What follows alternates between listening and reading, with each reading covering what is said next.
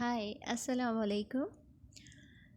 In this video, we are going to learn how to write uppercase character G. It's easy. So look at it. Put your marker on second line. Diagonally go to the first line like this. Make a loop here. Then come to the third line. Then move forward.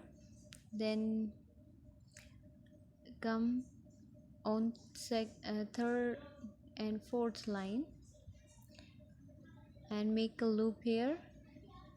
Then touch your marker on second line, and you can add small line at the starting point of this capital G like this. Okay, once again I'm telling you,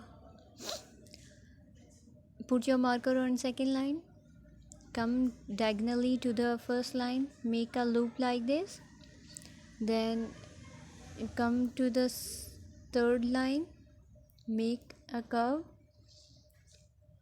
and straight away come to the fourth line, make loop here again, pick up your marker.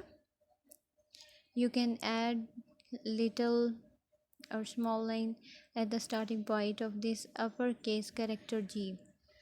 So here is your uppercase character G.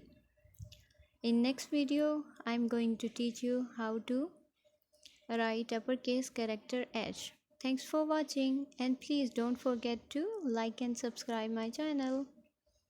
Thanks.